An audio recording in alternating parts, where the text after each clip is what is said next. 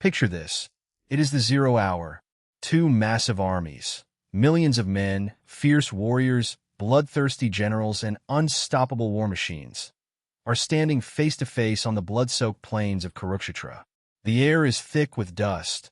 The deafening blasts of giant conch shells tear through the sky, and war drums beat a rhythm that echoes straight into the chest cavities of every living soldier. In a matter of seconds, this entire plain will turn into an absolute slaughterhouse. Millions will die. Empires will fall. Blood will flow like rivers. Right in the dead center of this apocalyptic chaos stands a chariot. Inside it stands Prince Arjuna, the greatest archer of his generation, a man forged in fire, built for war. But right now his hands are shaking. His legendary bow, the Gandiva, slips from his sweaty fingers. His knees buckle, and he collapses into the back of the chariot, utterly paralyzed. Why? Because looking across the battlefield, he doesn't see enemy soldiers anymore. He sees his cousins, his teachers who taught him how to shoot, his grandfathers, his childhood friends. He realizes that winning this war means murdering the people he loves. In a flash of absolute existential dread, Arjuna drops his weapons and says to his charioteer, "I will not fight." If you have ever felt completely paralyzed by life, if you have ever stared at a mountain of impossible choices, felt the crushing weight of depression, anxiety, or utter confusion, and wanted to just drop everything and quit, you are Arjuna. Kurukshetra is not just an ancient piece of land in India. Kurukshetra is your office. It's your broken relationship. It's the mirror you look into every single morning when you feel like you are failing at life. And right then, at the absolute lowest point of human despair, the charioteer turns around. That charioteer is Lord Krishna. And what he says next is not a comforting pat on the back. It is not a soft, gentle meditation mantra. It is a psychological, metaphysical, and spiritual explosion. It is a manual for hacking human consciousness. For centuries, the world has looked at the Bhagavad Gita as a sacred religious text to be read with closed eyes and folded hands. But what if we told you that the Gita was never meant to be a book of worship? What if it is actually the most advanced, radical blueprint ever written on how to master your mind, conquer your inner demons, destroy procrastination, and achieve absolute psychological freedom? Welcome to the secrets of the Bhagavad Gita. This is not ancient history. This is the source code of your own mind. Let's decode it. Before we can understand the cure, we must deeply analyze the disease. In the opening chapter of the Gita, aptly named Arjuna Viseda Yoga, or the Yoga of Arjuna's Despair, we witness the first recorded psychological breakdown in history. Arjuna's crisis is multi-layered, and if you look closely, you will see your own modern life reflected in it. First, there is cognitive dissonance. Arjuna is caught in a horrific moral trap. His duty as a warrior, dharma, demands that he fight against adharma, unrighteousness.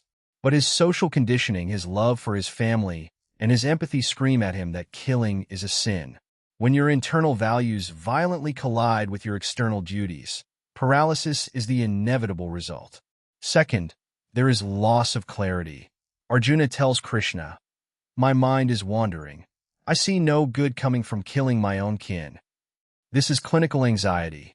When the future looks completely dark, when every option seems wrong, the mind goes into overdrive, catastrophizing every possible outcome. Third, and most importantly, Arjuna surrenders. He looks at Krishna and says, "I am confused about my duty. I have lost all composure. Tell me clearly what is best for me. I am your disciple. Teach me." This is the turning point. Transformation cannot begin until you admit that you are broken, that your current coping mechanisms have failed, and that you need a higher framework to operate from. Most people live their entire lives trying to fix their external circumstances. Changing jobs, moving to new cities, blaming partners, buying things, while completely ignoring the war raging inside their own skulls. Krishna's very first response to Arjuna's breakdown is shocking. He doesn't coddle him. He delivers a reality check that shatters the ego instantly. He looks at Arjuna and says, "Whence has this weakness come to you at this critical hour? It is disgraceful, un-Aryan, and it bars the door to heaven." Translation: stop crying, step out of your victim mentality, and look at the reality of who you are. This brings us to the first major secret of the Gita. If you want to understand the Bhagavad Gita, you have to throw away everything you think you know about who you are. We spend our entire lives identifying with our external packaging. We think we are our names, our jobs, our bank accounts, our social media follower counts, our physical bodies, and our passing emotional states. I am sad. I am a failure. I am successful. I am angry. Krishna drops the ultimate metaphysical truth bomb in Chapter 2, verse 20. Na jay mriyate va katakin naam bhutva bhavita va na bhaya. Aho nityasasvado. Yam purano na hanyate hanyamain sarayar. The soul is never born, nor does it ever die. It is unborn, eternal, ever-existing, and primeval. It is not slain when the body is slain. Think of your physical body like a suit of clothes. When your clothes get old, torn, or dirty, you take them off and put on a fresh set, right? Does changing your shirt destroy you? No. The shirt changes, but the person wearing the shirt remains completely unchanged. Similarly, Krishna explains that you are not this physical machine of flesh, bone, and chemical reactions. You are the observer sitting inside the machine. Modern neuroscience and quantum physics are only now beginning to brush against what the Gita laid out thousands of years ago. We are energy trapped in a temporary biological vehicle. When you realize that your core identity is indestructible, that deep down, you are an eternal spark of cosmic consciousness, something miraculous happens. All fear vanishes. What is there to fear if you cannot be destroyed? What is there to stress about if failure, rejection, and loss are merely experiences happening to the outer suit, while the real you remains untouched, pure, and immortal? When Arjuna finally internalizes this truth, his trembling stops. His posture changes. He picks up his bow. His perspective has shifted from microscopic, his temporary ego, his fears, his reputation, to macroscopic, eternal truth, cosmic duty. Now let's look at the practical engine of the Bhagavad Gita, Karma Yoga, the science of action. Most humans operate on a transactional model of existence. We call it the if-then trap. If I work hard, then I must get the promotion. If I am a good partner, then they must love me back. If I post this video, then it must go viral. We become total slaves to outcomes we cannot control. You can control your effort, your focus, your dedication, and your intentions. But you cannot control the market, other people's opinions, luck, timing, or external circumstances. When you tie your emotional stability to the outcome of your actions, you hand over the remote control of your happiness to random chance. You set yourself up for chronic anxiety, depression, and burnout. Here is the most famous, revolutionary verse of the Gita, found in Chapter 2, verse 47. Karmanai vadhikarast ma felicitachana, ma karma felahiter burmati sango stv karmani. You have a right to perform your prescribed duty, but you are not entitled to the fruits of action. Never consider yourself the cause of the results of your activities, nor be attached to an action. Let that sink in. Krishna is not telling you to stop working or to become lazy. In fact, he is saying the exact opposite. Do not be attached to an action. You must act with 100% intensity, passion, and skill. But you must completely detach your mental peace from whether it succeeds or fails. Imagine you are an archer shooting an arrow. Once the arrow leaves the bowstring, it is completely out of your hands. The wind might blow it off course, a bird might fly in front of it, or the target might move. If you panic while the arrow is in flight, you can't change its course anyway. All you could control was how you aimed, how steady your hand was, and how much practice you put in before letting go. When you master Nishkam Karma, detached action, you become completely unstoppable. Why? Because fear of failure no longer exists for you. If you fail, you simply learn, adjust, and take the next action without emotional baggage. If you succeed, your ego doesn't blow up into arrogance because you know you were just an instrument executing the work. You remain balanced, centered, and razor-focused. Have you ever tried to sit in silence and clear your thoughts for just 5 minutes? If you have, you know how terrifying your own mind actually is. Within 10 seconds, your brain jumps from paying bills to a random memory from 2012, to worrying about what you're going to eat for dinner, to an imaginary argument you had in the shower. In Chapter 6 of the Gita, Arjuna looks at Krishna and flatly admits a truth we all feel. Chanchalam, hi mana Krishna pramathai baladradam. Tasyaham, nigraham, mini vair, eva suduskaram. O Krishna, the mind is restless, turbulent, obstinate, and very strong. To subdue it is, to me, as difficult as taming the wind. Think about that. Thousands of years before modern psychology, smartphones, social media dopamine loops, and attention span crises, ancient sages identified that the human mind behaves like a wild, drunken monkey stung by a scorpion. And how does Krishna reply?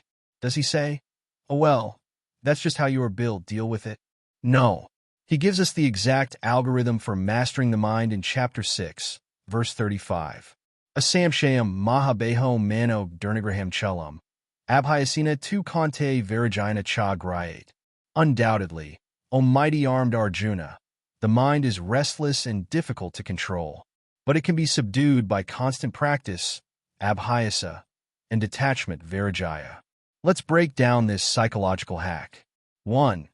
Abhyasa, consistent practice. Just like you go to the gym to build a muscle, you must train your attention muscle every single day. Meditation, mindfulness, deep focus on a single task without multitasking. These are gym sessions for your soul. Every time your mind wanders and you gently pull it back to the present moment, you are doing a mental rep. 2. Vairagya, detachment. You stop feeding the distractions. You starve your addictions, your endless scrolling, and your obsession with temporary validation. Krishna drops another absolute masterclass in mental health. Your mind is your best friend, and your mind is your worst enemy. If you master your mind, it works for you like a high-performance supercomputer. If you let it run wild without discipline, it acts as a self-sabotaging machine that constantly manufactures anxiety, depression, and self-doubt. The battlefield of Kurukshetra is happening inside your head every single second of every single day. Which army are you feeding? As the Bhagavad Gita progresses, Krishna takes Arjuna on an incredible journey through philosophy, action, meditation, and cosmic knowledge. But then, in Chapter 11, Krishna reveals his ultimate trump card. Arjuna asks to see Krishna's true, unmasked cosmic form, the Vishvarupa. Krishna grants him divine sight, and for a few terrifying moments, Arjuna witnesses the infinite universe. He sees galaxies spinning, millions of suns exploding, the mouths of time devouring all living beings, past, present, and future collapsing into a single, terrifying, magnificent reality. Arjuna is shaken to his core. He realizes that the man sitting next to him on the chariot is not just a friend or a prince. He is the supreme architect of reality itself, the force that holds atoms together and commands the expansion of galaxies. This brings us to the highest secret of the Gita, Bhakti Yoga and total surrender. In the final chapters, particularly Chapter 18, Krishna gives his ultimate, most intimate piece of advice to humanity. After explaining all complex philosophies, duties, yoga systems, and moral codes, he looks at Arjuna and says something extraordinary in verse 66. Sarvadharman parityajya mam ekam saranam vraja, aham tvam sarvapapebhyo moksheshyami ma sukha. Abandon all varieties of dharmas, dogmas, rules, anxieties, ego trips, and simply surrender unto me alone. I shall deliver you from all sinful reactions. Do not fear. What does surrender actually mean here? It does not mean becoming helpless or giving up your agency. True spiritual surrender is letting go of the exhausting illusion that you are running the entire universe. It is the moment you look up at the vastness of the night sky, realize how tiny your problems are in the grand scheme of infinite space and time, and decide to trust the process of existence. It is stepping out of the driver's seat of your ego and letting the higher intelligence take the wheel. When you do that, an indescribable wave of peace washes over you. You realize that even in your darkest moments, you are being guided, protected, and carried forward by a cosmic current. As we pull back from the ancient plains of Kurukshetra and look around our modern world of skyscrapers, artificial intelligence, fast-paced capitalism, and digital noise, the relevance of the Bhagavad Gita becomes blindingly clear. We are all fighting our own Kurukshetras. Your daily commute is a battlefield of frustration. Your career is a battlefield of ambition and burnout. Your mind is a battlefield of comparison, anxiety, and self-doubt. The Bhagavad Gita is not a dusty relic locked away in a temple. It is a razor-sharp psychological manual designed to wake you up from the matrix of illusion. Let's summarize the ultimate codes of the Gita that you can apply starting today. 1. Separate identity from performance. You are not your failures, your job title, or your bank account. You are an eternal, indestructible consciousness experiencing a temporary human adventure. 2. Master the process. Let go of the prize. Pour your heart, soul, and fierce dedication into your work. Nishkam Karma. But stay completely unattached to whether the results match your expectations. 3. Tame the monkey mind. Treat your attention like a muscle. Train it daily through mindfulness, focus, and discipline, refusing to let random thoughts and external triggers hijack your emotional state. 4. Embrace your duty. Whatever your personal Kurukshetra is right now, face it head-on. Running away from your responsibilities only multiplies your suffering. Rise up, pick up your bow, and play your part with absolute courage. At the very end of the Bhagavad Gita, after revealing these staggering cosmic secrets, Krishna doesn't force Arjuna to fight. He doesn't strip away his free will. He looks at him with infinite compassion and says something profoundly liberating. I have explained to you the most confidential of all knowledge. Deliberate on this fully, and then do as you choose. Notice that God himself gives the final choice back to the human. Free will is absolute. You can choose to remain trapped in your anxieties, your ego, your victim mentality, and your smallness. Or you can choose to wake up, master your mind, align with higher purpose, and fight the battles of your life like a true warrior of consciousness. The chariot is ready. The conch shells are blowing. The battle lines are drawn. What choice will you make today?